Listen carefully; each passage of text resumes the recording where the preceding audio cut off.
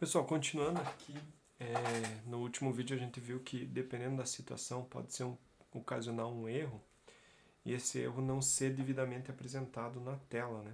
Então vou simular aqui, por exemplo, eu chamar um método de uma variável que não existe e fazer o carregamento do arquivo, quer dizer, da página que carrega esse arquivo.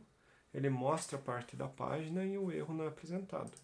Se a gente olhar o source, o erro aparece no source.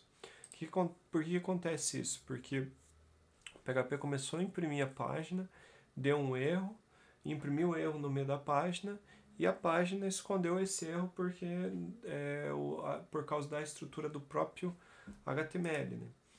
Então o erro foi apresentado aqui lá no final depois do HTML, né? Não, na verdade, não depois, mas no meio do HTML, e o HTML foi cortado naquele ponto. E então o erro não foi apresentado. Nesse caso aqui, coincidiu com que ele estava dentro de uma classe invalid feedback que estava com o display non, né? Por isso que ele não foi mostrado.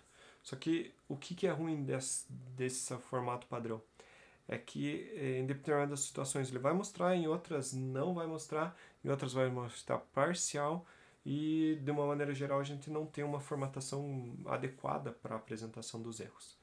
Porém, o PHP eles nos fornece duas funções para sobrescrever a mensagem de erro quando um erro ocorre, tanto quanto um erro quanto uma exceção. E a gente pode customizar ela de modo a não misturar aqui o HTML padrão da página com o erro. Ou seja, caso um erro aconteça, descarte o HTML que você imprimiu até o momento e mostre só o que a gente vai dar de mensagem de erro. Essa é a ideia, para a gente ter uma mensagem de erro mais adequada. Então, as duas funções que o PHP tem para trabalhar com isso é o setErrorHandler, que a gente permite-nos criar uma função e dizer qual função de manipuladora de erro vai ser utilizada. Então aqui tem exemplos e toda a descrição de como utilizar. E também temos a mesma função para exceções. Quando uma exceção ocorrer, você pode passar para ele uma função que manipula essa apresentação de erro e mostra de uma maneira que você achar interessante. Então, o que eu fiz para o nosso sistema, nesse caso que acontece o erro? Eu criei minhas próprias funções para manipulação de erro e para manipulação de apresentação. Ou melhor, para manipulação de apresentação de erro e para manipulação de apresentação de exceções. E como que a gente vai usar essas funções? Então, a gente vai criar uma pasta na nossa aplicação chamada core, que vai ser evoluída no futuro. Dentro dela eu vou colocar aqui uma pasta chamada errors. E dentro dessa pasta eu vou criar um arquivo handler.php. E aí, para ficar mais fácil, eu vou copiar agora aqui e colar as funções que eu criei e definir para manipular o erro. Então, se a gente visualizar, foi criada uma função exceptionHandler e ela recebe uma exceção.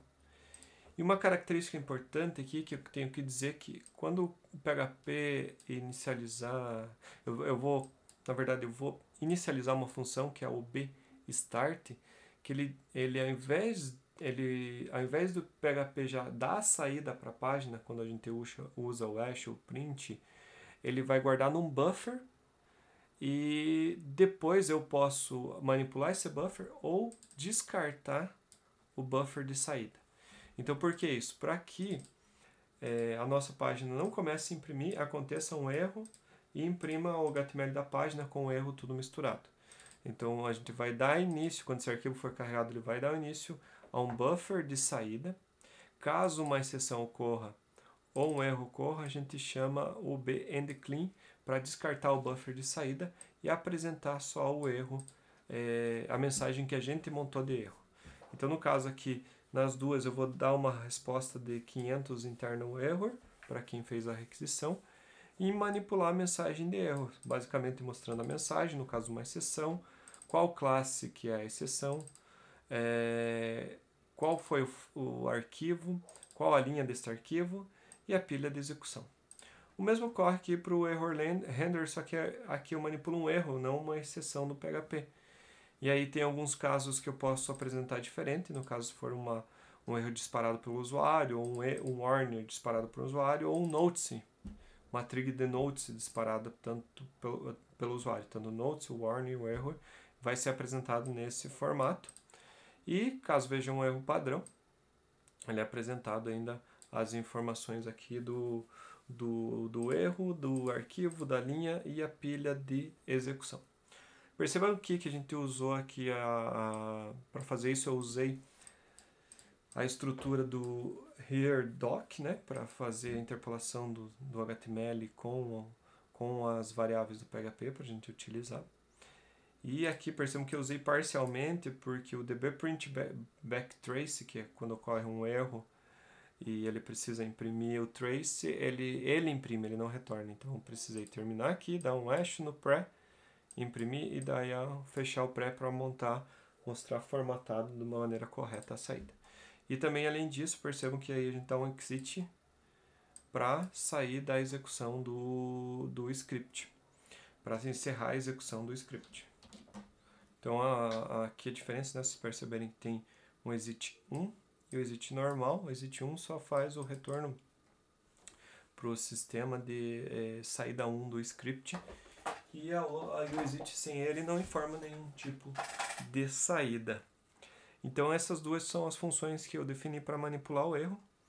Então a gente tem que setar elas através do setExceptionHandler, passando aqui o nome da função. E mesma coisa aqui para o setErrorHandler. Vamos ver como é que fica isso na prática. Então eu vou salvar.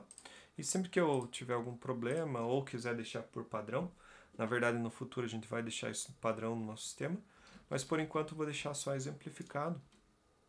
Sempre que a gente quiser ter uma visualização mais detalhada do erro, a gente vai ter que incluir esse arquivo como primeira instrução do código que é acionado pela requisição. Então no caso aqui do new, então ele vai estar lá no /var, /ww, /core, /errors, /handler.php. Então vamos voltar agora na nossa página. Em vez de a gente não ter nada, veja um erro que vai aparecer. Um erro já bem mais informativo e mais interessante. Ele já disse undefined variable problem, e é onde que está essa variável, onde essa variável foi acionada, em que linha, e a pilha de execução. Então assim a gente deixa as nossas mensagens de erros bem mais informativas, né? Se a gente vê até o source, ele vem só o erro, e mais interessante. Então de início, pessoal, sempre que a gente precisar, a gente vai fazer esse require do handler para ver se tem algum erro.